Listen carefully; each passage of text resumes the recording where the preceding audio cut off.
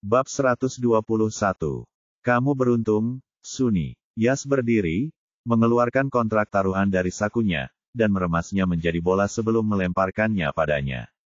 Sunny menangkap bola kertas itu, meluruskannya untuk melihat apakah isinya benar, lalu langsung merobeknya. Kamu pasti kalah meskipun kamu tidak curang. Kenapa kamu susah sekali menerima itu? Bagaimana kalau main lagi kalau kamu tidak bisa menerimanya? Kalau kamu kalah, kamu akan memanggilku, Ayah. Beranikah kamu menerima tawaran itu? Aku tidak punya banyak waktu untuk bermain denganmu. Yas jelas tidak berani bermain lagi. Ekspresinya berubah muram, dan dia berbalik untuk membawa teman-temannya pergi dengan perasaan kalah. Sunny akhirnya bisa mengangkat kepalanya tinggi-tinggi. Di satu sisi, Corinne bersandar malas di sofa, keluar dari permainan, membuka grup obrolannya Old Drivers Club, dan menggerakkan jarinya untuk mengirim hadiah besar ke grup. Permainan yang bagus. Ini untukmu. Avatar Aaron kemudian muncul. Kamu meminta kami untuk bergabung dalam permainan, tetapi sekarang setelah selesai, kamu hanya akan memberi kami beberapa hadiah untuk mengusir kami. Corinne menjawab, apa yang kamu inginkan? Kamu. Aaron mengirim emotikon genit. Foto profil lain berupa foto pemandangan muncul dengan nama pengguna Caesar. Sudah lama sejak terakhir kali Anda datang ke perusahaan, bos. Ya, Aaron setuju. Corinne menjawab, aku akan mencari waktu untuk pergi ke sana dalam beberapa hari ke depan. Jadilah anak baik. Oke. Setelah membujuk bawahannya, Corinne meletakkan teleponnya, bangkit, dan pergi. Corinne, tunggu. Sunny memanggilnya agar berhenti. Corinne berdiri di sana dan berkata, ada lagi, Tuan Sunny. Sunny bangkit, berjalan mendekat, dan menatapnya dengan tatapan canggung namun agak tidak bersahabat. Ahem, kenapa kau menolongku saat aku memperlakukanmu dengan buruk di masa lalu? Corinne berkata, anggap saja ini hadiah karena sudah menolongku tadi. Sunny tidak menanggapi jawaban itu dengan serius. Cih, kau gadis yang licik, jadi kupikir mereka tidak akan bisa berbuat apa-apa padamu bahkan jika aku tidak menolongmu saat itu. Malah, kupikir kaulah yang akan memberi mereka pelajaran. Kau membuatku tersanjung. Corinne mengerutkan bibirnya sedikit. Dia melirik memar di sudut mata dan mulut pria itu, lalu mengangkat alisnya dan berkata, aku penasaran, Tuan Sunny. Kenapa kau tidak memanggil pengawalmu untuk membantumu saat kau dipukuli di wilayahmu sendiri? Sunny memasang ekspresi keras kepala. Jika aku melakukannya, mereka akan memberitahu ayahku dan kakakku. Aku tidak ingin mereka tahu tentang itu. Bab 121 Novel Drama. Corinne mengangkat tangannya dan menepuk bahunya. Singkirkan egomu jika menyangkut keluargamu. Keselamatanmu lebih penting daripada apapun di saat-saat bahaya, dan tidak perlu membiarkan dirimu menderita hanya demi egomu. Mata Sunny berkedip dan dia mengerutkan kening dengan tidak nyaman. Kamu tidak perlu mengajariku cara hidup. Corinne menarik tangannya dan mengangkat bahu acuh tak acuh. Baiklah, anggap saja aku tidak mengatakan apapun. Melihat Corinne hendak pergi, Sunny segera mengejarnya dan berkata dengan arogan, hei, Corinne. Aku bersedia berteman denganmu karena kamu telah membantuku hari ini, dan kamu juga seorang gamer yang baik. Corinne menghentikan langkahnya dan menatapnya. Kau ingin berteman denganku. Kau lupa bahwa aku telah merebut pacar adikmu darinya. Sunny mengangkat dagunya. Tentu saja aku tidak akan pernah melupakan itu, tapi aku tahu bahwa kamu dan Jeremy bukanlah suami istri yang sebenarnya. Corinne mengangkat alisnya. Kau melihatnya. Sunny berkata dengan sungguh-sungguh, aku tidak perlu melakukannya. Aku yakin Jeremy tidak akan mengkhianati adikku dan tidak akan tidur denganmu. Corinne menyipitkan matanya. Benarkah? Lalu mengapa adikmu tidak menikahinya? Aku tidak akan ada hubungan apapun dengan mereka berdua jika memang begitu. Sunny mengerutkan kening dengan cemas dan berkata, mereka berdua menghadapi batu sandungan berupa konflik antara generasi tua dari kedua keluarga kita, tetapi semuanya akan baik-baik saja bagi mereka di masa depan. Sekarang setelah kita berteman, aku hanya akan mengingatkanmu bahwa kalian hanyalah alat. Jeremy dipaksa menikahimu karena kakeknya, jadi tolong jangan mengembangkan perasaan apapun padanya, kecuali jika kau ingin terluka. Satu-satunya orang yang akan dinikahi Jeremy adalah saudara perempuanku. Bab 122. Corin tak kuasa menahan diri untuk mengingat sikap Jeremy terhadapnya. Jeremy menjelaskan dengan gamblang bahwa ia bisa memberikan segalanya kecuali perasaannya selama 3 bulan perjanjian mereka. Itu saja sudah menjadi bukti bahwa ia hanya punya perasaan pada adik Sunny. Ekspresinya berubah gelap, dan dia terkekeh. Terima kasih atas pengingatmu, tapi aku tidak tertarik berteman dengan anak kecil. Dia kemudian berjalan pergi dengan langkah santai. Sunny tidak senang karena tawarannya untuk berteman dengannya ditolak mentah-mentah, jadi dia mengikuti Corin dengan kesal dan membentak, "Siapa yang kau panggil anak kecil, Corin? Aku bukan anak kecil. Aku bukan anak kecil." Corin mengabaikan omelannya dan membiarkannya mengikutinya keluar. Ia berjalan perlahan dan mulai mencari Sherlyn di ruang perjamuan. Setelah mencari beberapa lama, Sherlyn masih belum ditemukan, jadi ia berjalan ke kursi ayun yang terbuat dari rotan di dekat jendela setinggi langit-langit dan duduk di sana sejenak. Karena kursi itu menghadap jendela, ia dapat menikmati pemandangan terindah Lunar Century Manor saat memandang keluar. Mawar-mawar yang rimbun ditanam di taman-taman dan air mancur yang indah tampak sangat memukau di bawah sinar bulan. Ketika dia mendongak, dia melihat bulan purnama memancarkan cahaya redupnya di lautan bunga-bunga di taman. Tempat itu tidak hanya mewah dan mewah dalam hal uang yang dikucurkan ke dalamnya, tetapi juga dirancang dengan penuh cita rasa melalui konsepsi seni romantis. Kualitas-kualitas itu menjelaskan mengapa keluarga-keluarga terkenal di kota itu begitu bersemangat untuk mengadakan jamuan-jamuan penting seperti pernikahan di sana. Corin tidak pernah suka menghadiri jamuan makan, tetapi entah mengapa dia menyukainya dan merasakan sensasi yang tak terlukiskan di hatinya. "Corin, aku bicara padamu. Apa kau mendengarkan?" Sunny terus mengoceh di sampingnya, mengatakan hal-hal seperti, "Aku bersikap sopan dengan kesediaanku untuk berteman denganmu. Jangan tidak tahu terima kasih, atau kau harus berteman denganku, atau kau menyiratkan bahwa kau meremehkanku." Daftarnya terus bertambah. Corin menutup telinga terhadap kata-katanya dan menatap bulan bundar di langit. Tiba-tiba dia teringat sesuatu dan bertanya, "Sunny, kamu bilang Lunar Century Manor punya arti khusus bagi keluargamu. Apa arti khusus itu?" Novel drama. Meskipun permintaannya untuk berteman dengannya belum disetujui, Sunny dengan bangga dan sepihak menganggap Corin sebagai temannya. Karena dia adalah temannya, dia tidak ragu untuk menjawab pertanyaannya. "Ini adalah rumah besar yang dibangun ayahku untuk adikku. Dia suka tempat yang ramai, tapi tidak banyak. Biasanya ada banyak orang di sekitar sini, dan tempat ini cukup sepi. Karena itu, ayah saya memutuskan untuk membuat pengecualian dan mengizinkan orang-orang mengadakan jamuan makan di sini hanya untuk menjaga agar tempat ini tetap ramai." "Luna, itu nama saudara perempuan saya." Corin menyipitkan matanya malas. "Luna, itu nama yang bagus. Apakah dia kesayangan Jeremy?" Sunny menjawab, "Tidak, aku punya 2 kakak perempuan.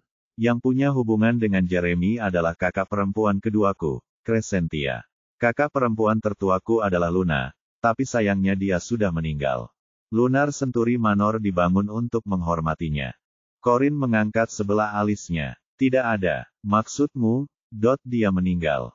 Sunny menggelengkan kepalanya dan menunjukkan ekspresi agak kesepian. "Entahlah. Aku belum pernah bertemu dengannya sebelumnya. Kudengar dari anggota keluarga lain bahwa dia hilang saat dia masih sangat muda, jadi ya. Dia mungkin sudah pergi sekarang." Corin sedikit mengernyit saat menyadari pertanyaannya menyentuh topik yang sensitif. "Maaf, aku seharusnya tidak bertanya." Emosi Sunny berubah dengan cepat, dan kesepiannya menghilang saat dia berkata dengan riang, "Tidak apa-apa. Lagi pula, kau temanku." Corin terdiam. Ia tidak ingat pernah setuju untuk berteman dengannya saat itu.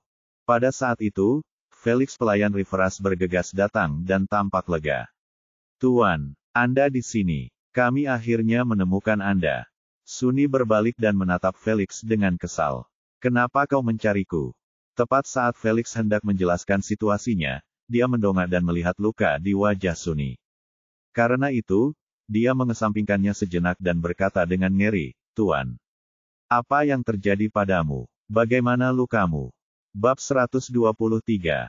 Sunny mengusap luka di sudut mulutnya dengan acuh tak acuh. Aku baik-baik saja. Aku hanya tidak sengaja menabrak sesuatu. Jadi, apa yang ingin kau katakan lagi padaku? Felix berkata dengan cemas, Ibu memintaku untuk mengantarmu pulang agar kamu bisa mengerjakan pekerjaan rumahmu. Dia bilang ujian masuk universitas akan segera tiba, dan jika kamu tidak belajar dengan giat, kamu akan dikirim ke kamp militer untuk diberi hukuman. Suni mengerutkan kening saat mendengar bahasa Thailand. Corin menyeringai dan berkata, cepatlah pulang. Kau harus mengerjakan pekerjaan rumahmu, atau ibumu akan memukul pantatmu yang mungil itu. Wajah Suni memerah setelah ia benar-benar malu di depan teman yang baru saja ia temui. Ia berkata dengan arogan, berhentilah menggodaku. Aku bukan anak kecil, dan ibuku sudah lama berhenti memukulku.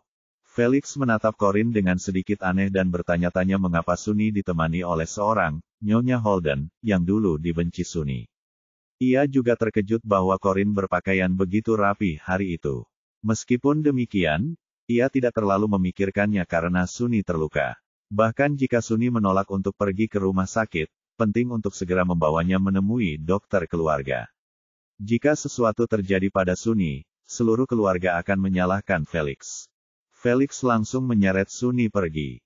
Ayo, Pak, kalau kita pulang terlalu malam, ayahmu akan memukulmu, meskipun ibumu tidak. Corin tak dapat menahan tawanya, dan Suni tak dapat lagi mempertahankan ekspresi tenangnya. Dalam kemarahannya, ia menendang Felix dan berkata, dasar bodoh. Omong kosong apa yang kau bicarakan? Kapan aku pernah mendapat dipukul? Felix berkata dengan kesal, iya.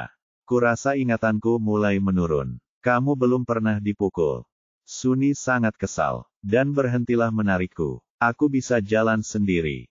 Corin menikmati kesenangan atas kemalangan Suni yang diseret pergi dengan enggan oleh Felix, novel drama. Corin, suara melengking Sherlyn memanggil. Corin menoleh saat mendengar namanya dipanggil dan melihat Sherlyn menyerbu ke depan dengan agresif seolah-olah dia ada di sana untuk menagih utang. Jadi, kamu di sini selama ini. Aku mencarimu kemana-mana, tapi aku tidak menyangka kamu akan begitu malas datang jauh-jauh ke sini hanya untuk duduk di ayunan. Corin tetap tenang dan berkata, aku mencarimu kemana-mana tetapi tidak dapat menemukanmu juga, jadi aku lelah dan memutuskan untuk duduk di sini dan beristirahat sejenak. Sherlyn menatapnya dengan tidak senang. Berdirilah sekarang juga.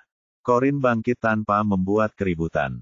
Sherlyn duduk di kursi ayun dengan sikap angkuh dan berkata dengan arogan, aku ingin kau tahu bahwa ayah baptisku akan segera memperkenalkan seseorang yang sangat penting kepadaku. Kau harus selalu siap sedia untukku. Ayah baptis. Corin mengangkat sebelah alisnya. Pria parubaya yang mengobrol gembira dengannya tadi. Ayah baptis yang disebutkan Sherlyn adalah Goran Sheffield, seorang sutradara film terkemuka. Ia menghadiri perjamuan tersebut untuk memanfaatkan kesempatan tersebut guna mendapatkan investasi dalam film barunya, dan dialah yang memberi Sherlyn surat undangan. Goran juga menyebutkan bahwa ia akan memperkenalkan Sherlyn kepada beberapa investor besar saat mereka berada di sana. Jika salah satu dari mereka jatuh cinta padanya, peluang yang akan ia dapatkan di masa depan akan meningkat ke tingkat yang jauh lebih tinggi. Sherlyn merasa sedikit gugup saat membayangkan kemungkinan bertemu dengan salah satu orang penting itu. Karena itu, ia memutuskan untuk membawa asistennya agar terlihat seperti orang berstatus tinggi. Beruntung baginya, dia tidak perlu khawatir Corin akan mencuri perhatiannya karena pakaian mengerikan yang dikenakan Corin. Kau dengar apa yang kukatakan? Pastikan kau waspada saat waktunya tiba. Aku bukan satu-satunya orang yang harus kau layani. Kau juga harus menuangkan teh dan air untuk VIP itu. Dia kebetulan adalah tokoh penting di kalangan kelas atas. Corin mengangguk. Baiklah, aku mengerti. Tapi, siapa yang akan kau temui? Mengetahui identitas orang itu akan membantuku mempersiapkan diri dengan lebih baik. Sherlyn menjawab dengan bangga, seseorang dari keluarga kelas atas kelas 1.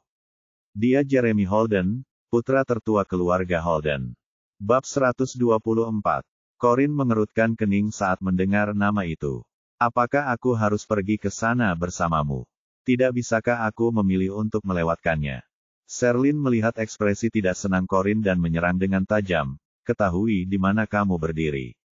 Corin, kau asistenku sekarang, jadi kau harus melakukan apapun yang kuminta. Kau tidak bisa menerima gaji $1.500 dan berasumsi bahwa kau dapat memilih apa yang kutugaskan padamu. Corin memijat pangkal hidungnya. Baiklah. Pikiran untuk bertemu Jeremy lagi membuatnya pusing, tetapi Sherlyn tidak menunjukkan niat untuk membiarkannya pulang kerja sekarang. Aku pergi dulu. Jeremy mungkin tidak akan menyadari kehadiranku dengan pakaian seperti ini yang kukenakan hari ini. Sherlyn, pria parubaya tadi berjalan perlahan dan memanggilnya. Dia tidak lain adalah ayah baptis Sherlyn. Sherlyn, Tuan Jeremy dan yang lainnya ada di atas.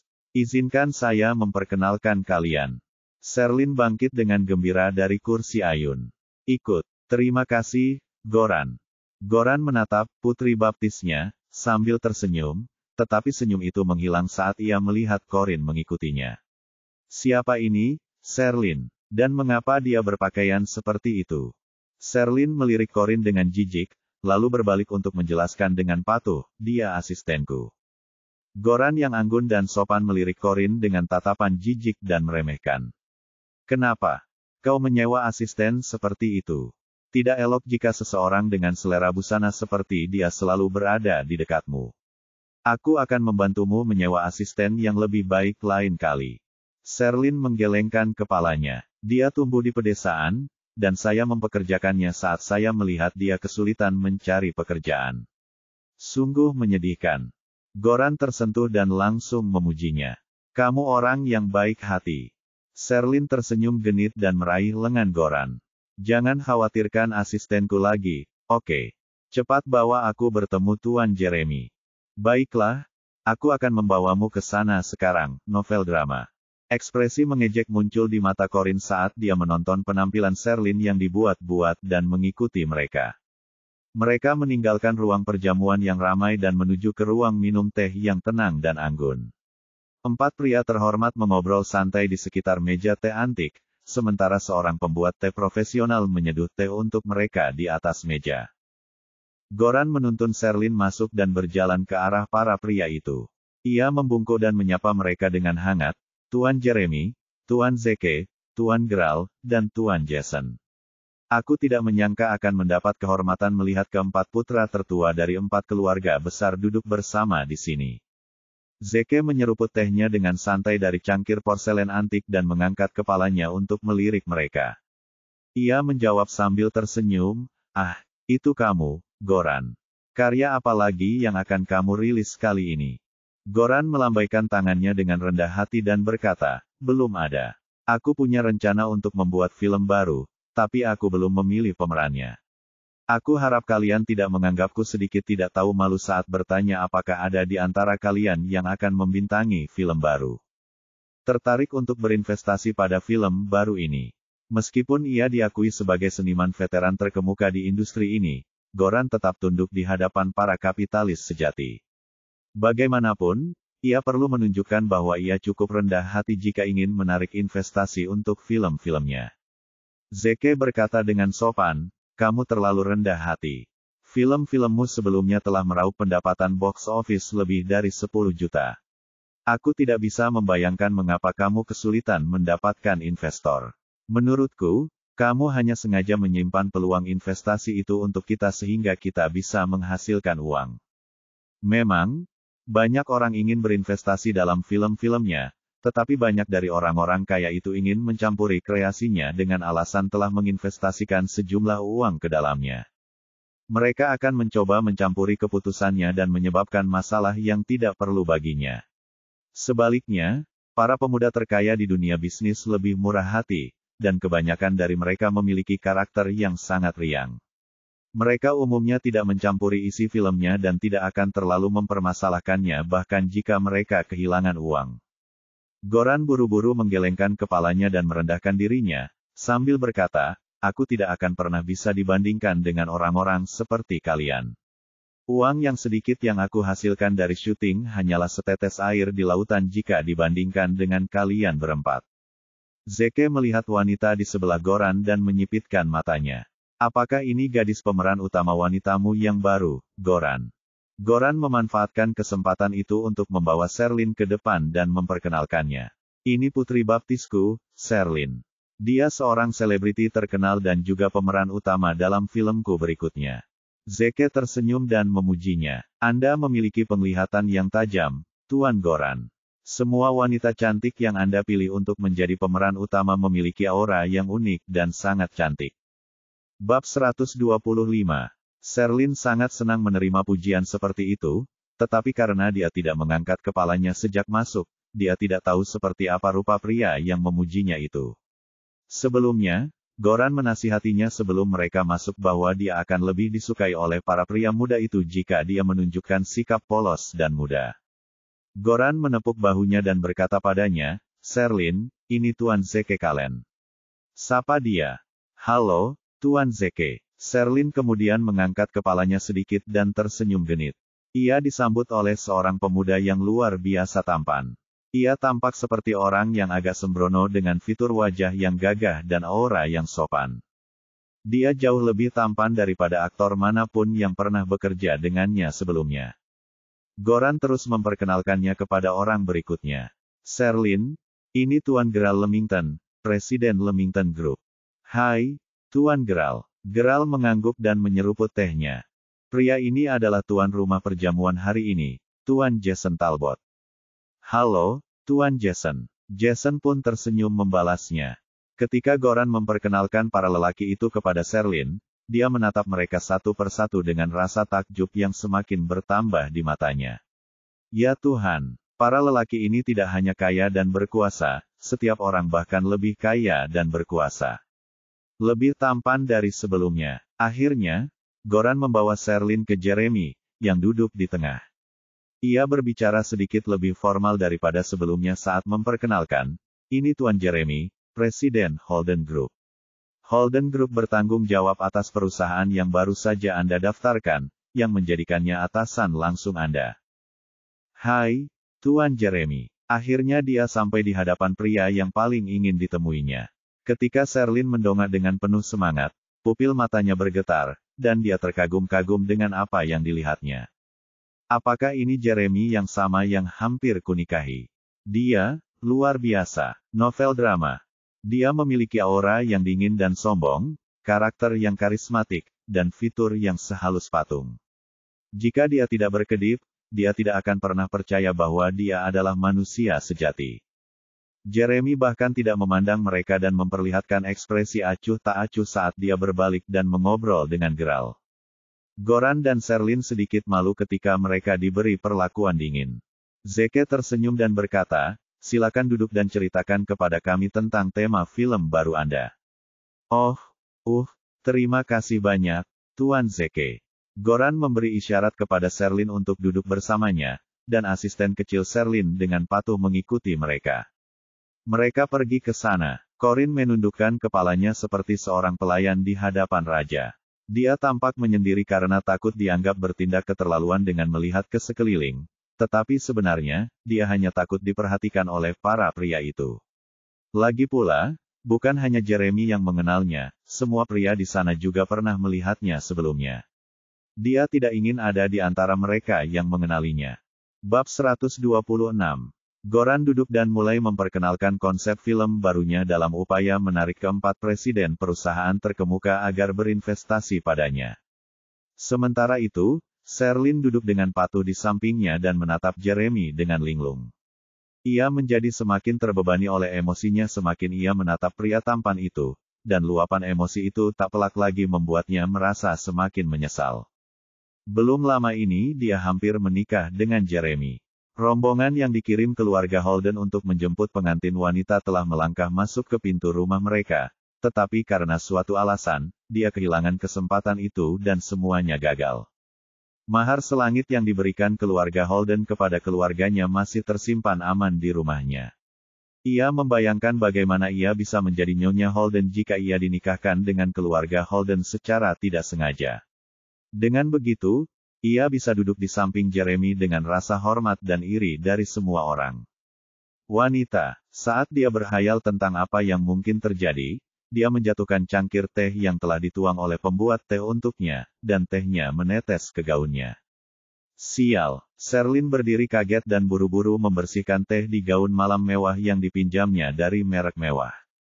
Kamu baik-baik saja, Sherlyn? Kamu melepuh? Tanya Goran dengan khawatir. Aku baik-baik saja. Sherlyn merasa malu karena kesalahannya dan segera memerintahkan asistennya, Corin. Ambil beberapa tisu dari tasku dan berikan padaku. Novel drama. Baiklah. Corin, yang berada di ruangan itu karena posisinya sebagai asisten Sherlyn, telah memegang tas Sherlyn dengan patuh sepanjang waktu. Dia menjawab Sherlyn dengan nada yang sangat lembut lalu menundukkan kepalanya untuk mencari tisu di dalam tas. Ketika akhirnya menemukannya, dia menyerahkannya kepada Sherlyn. Meskipun dia tampak melakukan tugasnya dengan tekun, dia sebenarnya sedang mengumpat Sherlyn dalam hati. Aku tidak percaya Sherlyn memanggilku dengan namaku tepat di depan mereka. Kuharap Tuan tidak mendengarnya. Corin senang karena namanya tidak terlalu unik karena ada banyak variasi ejaan pada namanya, serta beberapa nama lain yang kedengarannya mirip. Ia berharap nama itu tidak akan menarik perhatian mereka. Sementara itu, Sherlyn begitu khawatir dengan gaun mewahnya sehingga dia tidak menyadari keempat pria itu mendongak bersamaan begitu dia memanggil nama Corin. Mereka semua memusatkan perhatian pada asistennya yang terus menundukkan kepala sejak dia memasuki ruangan. Bukankah nama Corin terdengar familiar, Jeremy? Goda Zeke sambil tersenyum. Gadis itu mengepang rambutnya 2 kali dan mengenakan gaun berbahan katun. Tatapan tajam yang Jeremy arahkan padanya begitu kuat hingga hampir bisa membakar tubuhnya. Meskipun Corin bisa merasakan tatapan dinginnya, dia menundukkan kepalanya dalam diam, tidak ingin mengakui keberadaan Jeremy di sana meskipun dia sudah menyadari kehadirannya. Lagi pula, dia tidak ingin lebih banyak orang tahu tentang hubungannya dengan Jeremy, terutama keluarga Keru. Dia tidak akan pernah mendengar akhir dari semua ini. Jika ada satupun dari mereka yang tahu. Sherlyn akhirnya merapikan gaunnya dan mengangkat kepalanya. Tepat saat dia hendak meminta maaf atas kecerobohannya tadi, dia mendapati keempat pria di meja itu semua menatap Corin. Apa yang terjadi? Sherlyn sedikit tidak senang. Dia mendandani Corin seperti orang desa, tetapi entah bagaimana gadis itu tetap menarik perhatian. Menjadi wanita jalang sudah mengalir dalam dirinya. Sungguh menyebalkan. Sherlyn memaksakan senyum dan menyela, bolehkah aku bertanya mengapa kalian berempat menatap asistenku seperti itu? Apakah selera busananya menggelikan?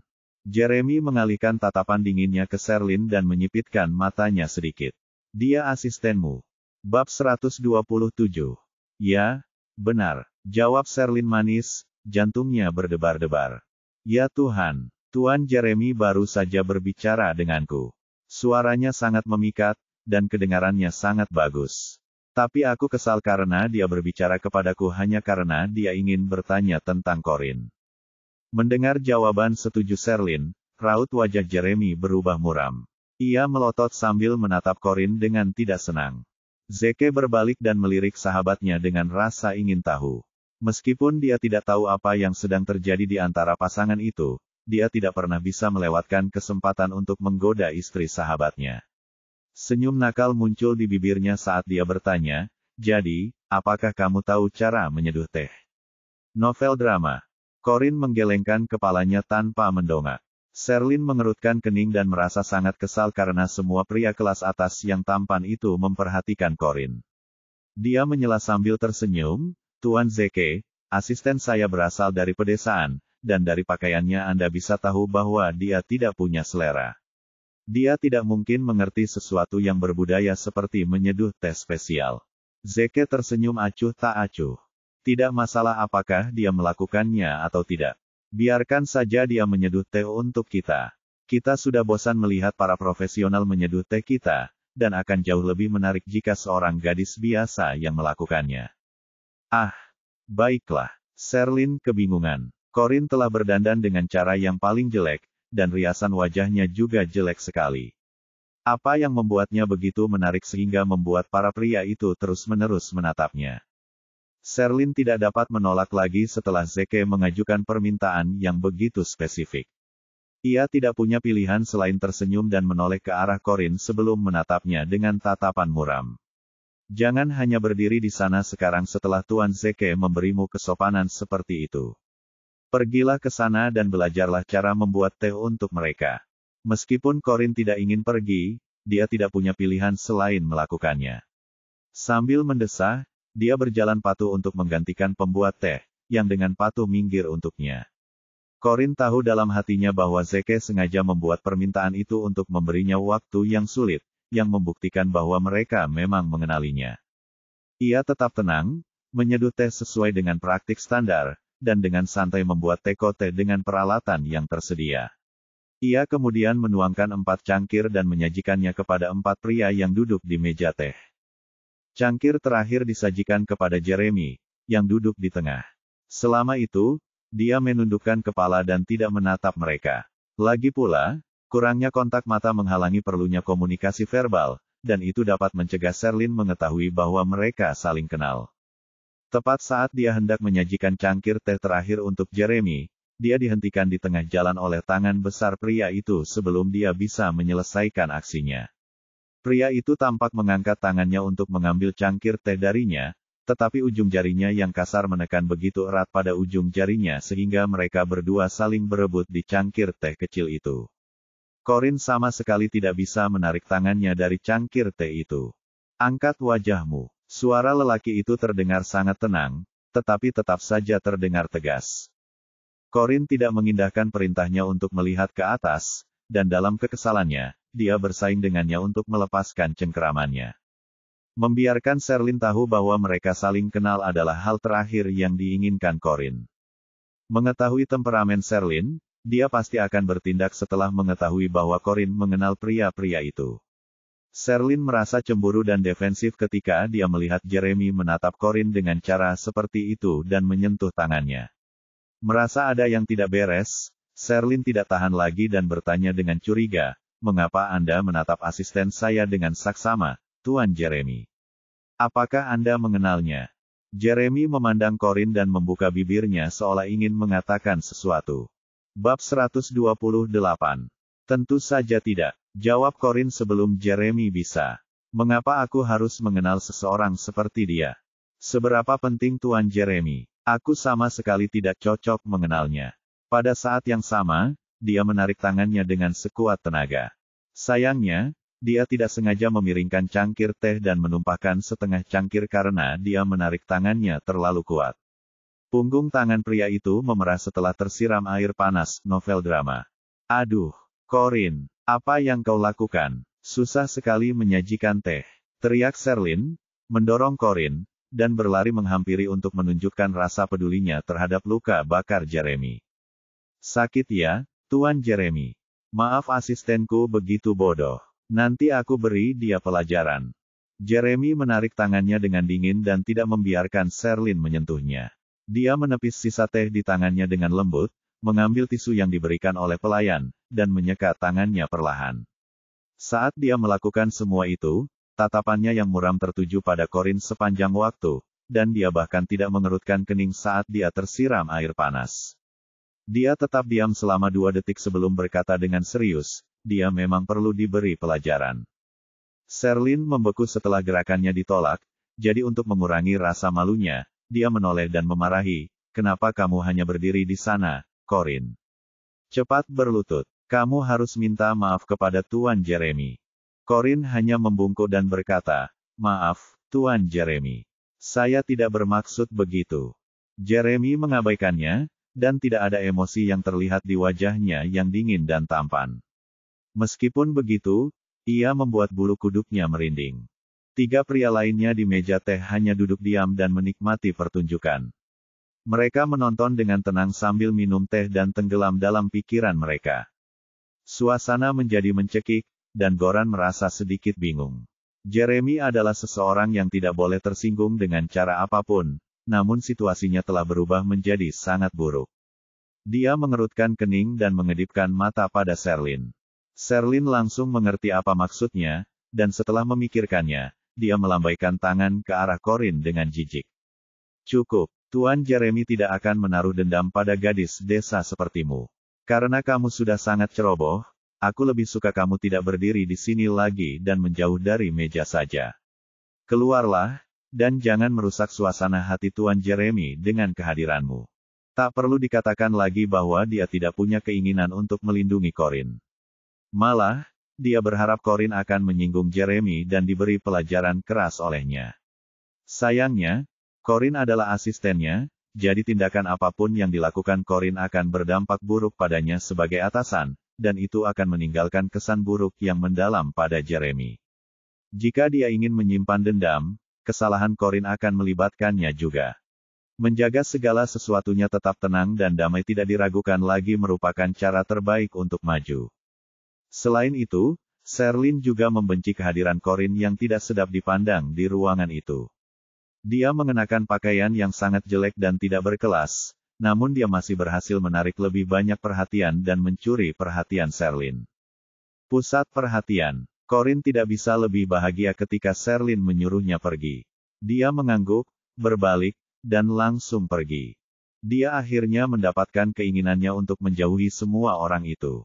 Ruang minum teh untuk para VIP sangat besar, dan kecuali Jeremy dan beberapa pelayan yang bertugas melayani tamu, tidak ada orang lain di ruangan itu. Corin melihat sebuah sofa mahoni di kejauhan. Tidak ada seorang pun di sana, dan tampaknya tempat itu nyaman dan tenang. Dia berjalan mendekat, duduk di sofa, dan menundukkan kepalanya ke ponselnya untuk menghabiskan waktu dengan beberapa permainan. Saat dia sedang sibuk bermain, sebuah tangan ramping dan tampan menyerahkan segelas jus jeruk padanya. Tiba-tiba, Corin terdiam sejenak dan mendongak melihat Jason sedang meliriknya dengan senyuman di wajahnya yang tampan dan seksi. Bab 129. Sudah lama, Corin, sapa pria itu. Pikiran pertama Corin adalah menoleh dan menatap Jeremy. Saat itulah ia menyadari bahwa Jeremy sedang menyeruput teh dengan santai tanpa menoleh ke arahnya. Sementara itu, Sherlyn dan Goran masih asyik mengobrol dengan riang dan menyanjung Jeremy. Keduanya saling bersinkronisasi dan hampir menyelesaikan kalimat masing-masing seolah-olah ia tidak berada dalam jangkauan pendengaran mereka. Sebenarnya, ia dapat mendengar mereka dengan sangat jelas dari tempatnya berada. Corin berbalik dan mengangguk dengan sungguh-sungguh pada Jason, tetapi tidak menerima segelas jus jeruk yang ditawarkannya. Terima kasih, tetapi aku tidak ingin meminumnya sekarang. Jason tersenyum tanpa merasa canggung sedikit pun dan membungkuk dengan anggun untuk menaruh jus jeruk di meja kopi di depan Corin. Ia kemudian duduk tepat di sampingnya. Ketika Corin menyadari bahwa Jason telah duduk, dia meliriknya dan sedikit mengernyit. Bolehkah aku bertanya mengapa kau ada di sini? Jason tersenyum dan berkata, tidak ada alasan khusus. Saya tidak begitu tertarik dengan investasi film, jadi saya pikir saya akan mencari tempat yang tenang di sini. Oh, buat dirimu nyaman. Corin menundukkan matanya dan terus memainkan permainannya seolah-olah tidak ada orang lain di sekitarnya. Jason terdiam. Meskipun dia sudah mengalami sendiri kesombongan wanita itu, dia tetap merasa sedikit tidak nyaman saat memperlakukannya sedingin itu. Dia adalah pria yang diinginkan, dan tidak ada wanita yang pernah mengabaikannya sejak dia masih muda. Karena itu, merupakan pengalaman yang cukup menyegarkan ketika Corin bersikap dingin kepadanya. Dia menyipitkan mata seksinya ke arah Corin dengan penuh rasa ingin tahu dan berpikir sejenak sebelum bertanya, apakah aku terlalu memikirkannya, atau apakah kamu dan Jeremy tidak seperti pasangan normal? Corin terdiam saat memainkan gamenya dan menatapnya. Apa standar yang kamu gunakan untuk mengukur seberapa normal sebuah pasangan? Kegembiraan di mata Jason semakin kuat, dan dia menjawab dengan hati-hati, paling tidak, menurutku tidak seharusnya seperti yang kalian berdua lakukan saat ini. Kalian berdua seperti orang asing tanpa rasa keintiman sama sekali. Corin mengerutkan bibirnya sambil menyeringai. Begitulah kami sebagai pasangan. Orang lajang sepertimu tidak akan pernah mengerti. Begitukah? Senyum di bibir Jason membeku, memperlihatkan ketenangan dan keanggunan yang terukir dalam dirinya.